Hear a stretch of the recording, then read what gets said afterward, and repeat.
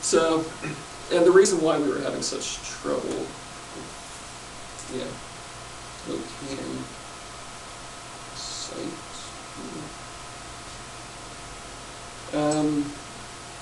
Our conditions are terrible. They're not,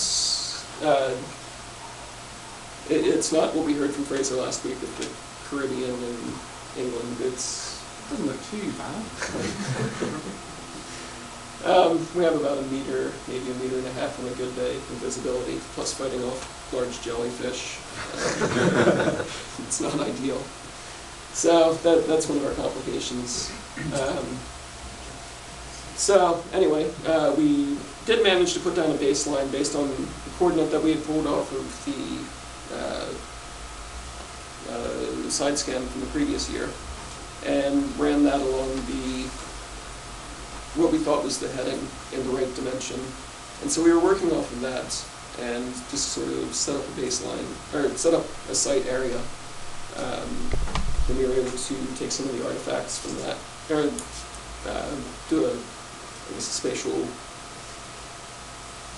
distribution of artifacts in that area, and mapped it out using total station based on the shore, which introduced a bit of error as you have divers bobbling around in the water, in the currents. Not going to be right over top of it. And so here's the site that we staked out. It's a bit wonky and not the best, but it's at least the right area. And we also have this big ravine right here, which makes a nice little feature of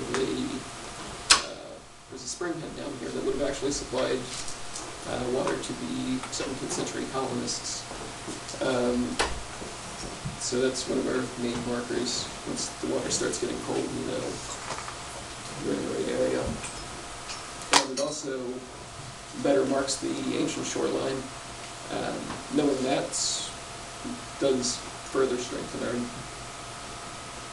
beliefs that that is an abandoned craft pulled up against the shore and left to rot. A bit closer, we didn't have many artifacts coming out of this area. There's a lot more in the area around it. So you can imagine as the trawlers come through, dragging their chain nets, it spreads what is exposed out a good bit. We have 2 minutes. Okay. So for next season, we're hoping to go in and put in 2 trenches. One going across, across the beam of the site first, hoping to capture keel and figure out what direction it's really going in. And then our second trench will depend on that first trench of its actual location. I've got a diagram I'll show you in a moment, which is not static, it might be moving a bit. I'm hoping to obtain more datable material because we have so little that we're going on saying, yes, this is probably a 17th century site, but this is based off just a few artifacts. Further assess the preservation of the site. This is really important. We're trying to, just north of here, there's a line where the oyster fishers are not allowed to go beyond. This is unfortunately north of, or further upriver than our town center. So the bulk of our economic activities taking place within an unprotected zone. So we'd really like to see that getting pushed down a bit. And then just further identification of the site. Is this really ship remains, or is it really just a ballast dump? We don't know. And is this an ocean-going trade ship or a small coastal trading vessel? Who built it? Was it the English, the Dutch? Was it built in New England? Probably not locally built, but it could have been. There wasn't much shipbuilding in this region. And the ballast is really, really important here. It's going to figure out the quantity and weight. It's going to tell us how much ballast was needed. It's going to give us a better understanding of how large this ship actually was. How much ballast it needs is obviously correlating to that. And also how the ballast is loaded and how it's fallen will be important.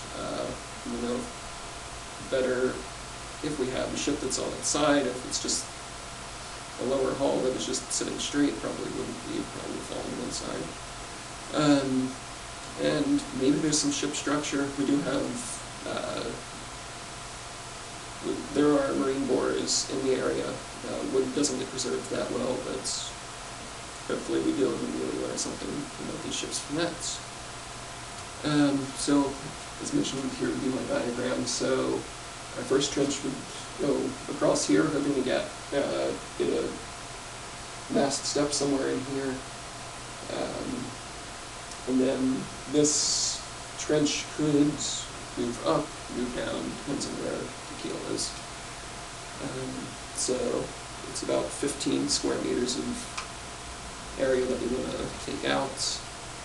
And yeah, that's what's on the board for this coming season. So questions are being left for later, so anyway, thank you.